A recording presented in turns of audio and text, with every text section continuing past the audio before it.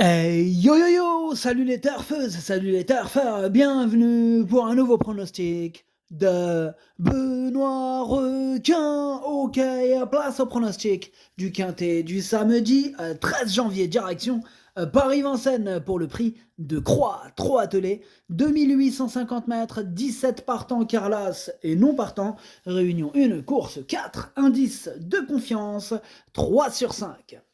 Petit retour sur le quintet du jeudi 11 janvier. Dans mon pronostic, je vous ai donné le tiercé en 4 chevaux et le quartet en 6 chevaux. Et cette vidéo, je la tourne avant l'arrivée du quintet de ce vendredi et je reviendrai dessus demain. Ok, c'est parti, on commence le pronostic et on commence avec le numéro 1 qui est non partant. Eh oui, je l'avais dit au début de la vidéo. Bah oui, il faut suivre. Le numéro 1, il est non partant. On passe au numéro 2, c'est Diva del Ronco et on écoute l'entraîneur Salvatore Minopolli. On prépare le prix Boldigallo le 27 janvier. Diva del Ronco a très bien couru avec les seuls juments début décembre à Vincennes. Ici, elle doit affronter les mâles. On tente le coup à ce niveau pour ces deux courses avec les meilleurs. Alors, si elle est trop juste, on reviendra dans sa catégorie fermée. Elle est en forme, elle évolue bien. Je pars avec un peu de confiance. Ouais, un peu de confiance, mais pas beaucoup. Enfin bref, non, je rigole. Ce numéro 2, en tout cas, moi, je l'ai pas retenu. Voilà, bon, c'était mon choix. J'en ai préféré d'autres. On passe au numéro 3, Gerald Candlefac, et on écoute Damien Bonne. Damien Bonne. Gerald Candlefac a échoué d'un rien dans le prix Jacques de Bellouet face à Jumba Duguez. Elle est restée au mieux, mais ce retour à l'attelage a principalement pour but de la maintenir en condition, en attendant un groupe 2 sous la selle à la fin du mois. Alors, face à une telle opposition, elle n'aura pas la partie facile, bien évidemment. Eh oui, bien évidemment. Alors, ce numéro 3, lui non plus, je ne l'ai pas retenu. On enchaîne avec le numéro 4, Di Luca Mo, et on n'aura pas les commentaires de l'entraîneur, c'est Afrim Schmidra. Afrim Schmidra, qui est parti pêcher avec Maxime Bézier et Philippe Allaire, tous les trois, amusez-vous bien. Alors ce numéro 4, lui je l'ai retenu, mais en toute fin de combinaison. On enchaîne avec le numéro 5, Desiderio Desi, on écoute Vitale Ciotola. Desiderio Desi a fourni une fin de course remarquable dans les critériums continental et il n'a cessé de refaire du terrain sur les premiers. Alors qu'il était loin à l'entrée de la ligne droite, et il a intégré mes box récemment, il a bien encaissé les voyages et il est resté au top. À l'allongement de la distance ne va pas les déranger. Il a juste besoin d'une course sélective. Si c'est le cas, il peut même gagner. Ah, il peut même gagner. Il peut même gagner, nous dit Vital Ciotola. Bon, moi je ne l'ai pas mis à la gagne, je l'ai mis 5e et c'est déjà bien. On passe au numéro 6, Bengan, et on écoute Daniel Reden. Dans le critérium continental, Bengan a eu un honorable comportement. En seconde ligne à ce niveau, c'était compliqué. Bon, il aurait fallu un meilleur parcours, mais sa prestation est bonne. Il se plaît sur les parcours de tenue. Les 2850 mètres ne poseront pas de problème. Il est délicat à la volte en Suède, mais c'est à main droite. Bon, ici, il doit affronter les meilleurs, mais peut se placer. Eh bien, ce numéro 6, du coup, je ne l'ai pas retenu, c'est un regret, c'est mon deuxième cheval de complément en cas de non partant. On passe au numéro 7, Deus Zach, et on écoute Jean-Philippe Monclin. Deus Zach a intégré mon écurie depuis peu, nous avons fait quelques soins et il travaille bien, mais cette prise de contact va surtout me permettre de mieux le juger. Samedi, il affronte les meilleurs et des adversaires au top, il aura du mal à terminer dans les 5 premiers. Voilà, c'était fin de la phrase. Il aura du mal à terminer dans les 5 premiers. Eh bien, ce numéro 7, lui non plus je l'ai pas retenu, par contre c'est lui le chef et le capitaine de ma petite liste des possibles casseurs de tickets repérés. Attention. On enchaîne avec le numéro 8, Justin Bold, et on écoute Jean-Rémy Delio. Justin Bold a fini vraiment de belle manière dans le critérium continental alors qu'il avait le numéro 10. Il a bien plu à Johan Le Bourgeois. Je le défère des postérieurs cette fois. Il revient sur 2850 mètres et ne sera que mieux. Il lui manque un peu de réussite, mais il est très bien physiquement. J'espère le voir sur le podium, il en a les capacités. Eh bien, ce numéro 8, sachez que je l'ai retenu. Lui assez haut en plus, il me plaît bien, je l'ai mis à 4e. On enchaîne avec le numéro 9, c'est Jack Tonic, et on écoute Thierry Duval d'Estaing. Avant le Critérium Continental, Jack Tonic avait connu un petit pépin et n'était pas totalement prêt.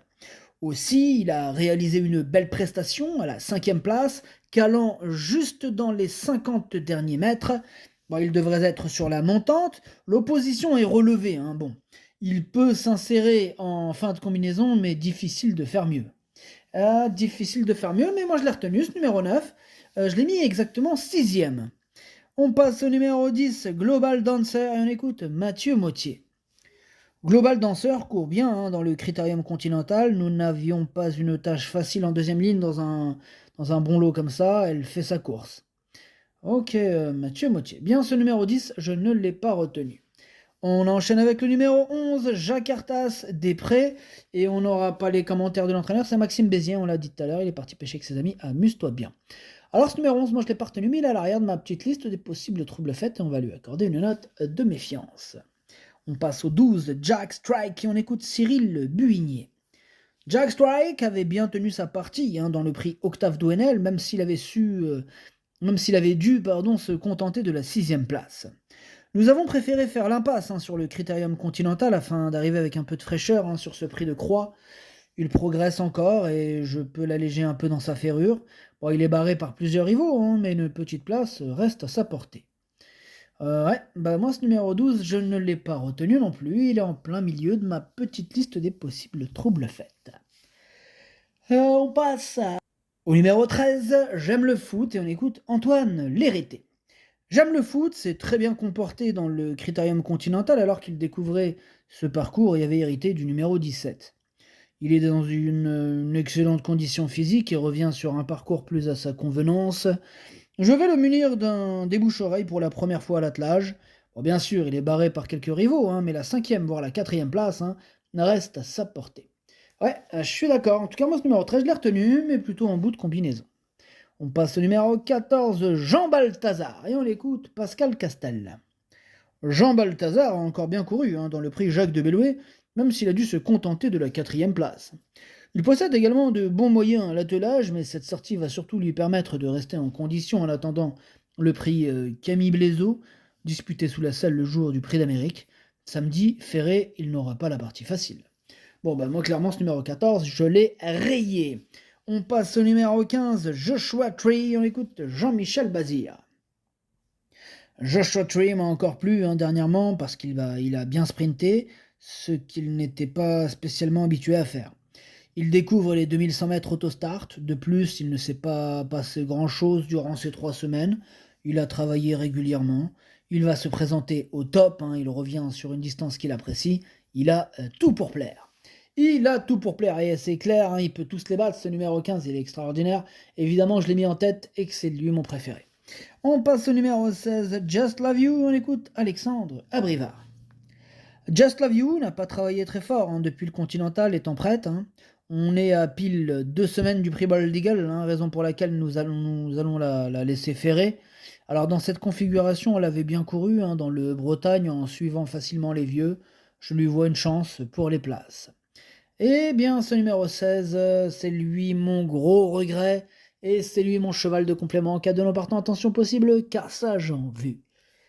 On passe au numéro 17, c'est Just Gigolo. Et on n'aura pas les commentaires de l'entraîneur, comme l'a dit tout à l'heure, c'est Philippe Allaire, il est parti pêcher avec ses amis, amusez-vous bien. Alors ce numéro 17, je l'ai mis très haut, je l'ai mis 2e, et j'y crois. Et on termine avec le numéro 18, Joviality, on écoute Madame Sabine Cashbrandt. Pour sa première en France, Joviality avait besoin de courir après avoir été malade. Elle n'a pas eu un déroulement favorable, reculant en haut de la montée. Elle avait travaillé doucement avant cette course, qui lui a fait du bien. Depuis, elle est sur la montante. Cette course va lui servir pour le Bald Eagle. Je la teste pieds nus cette fois. Elle devrait bien courir en venant sur les autres. Et lui aussi, il me plaît beaucoup, ce numéro 18. Lui aussi, je l'ai mis très haut. Je l'ai mis 3e. Le pronostic, ça donne 15, 17, 18, 8, 5, 9, 13, 4. Merci d'avoir suivi cette vidéo. N'hésitez pas à mettre un pouce bleu si la vidéo vous a plu. Pour accéder à tous mes tickets pour la course du Quintet, rendez-vous directement en description de la vidéo. À jouer avec modération. Bonne chance. Chopez-le-moi. Ciao.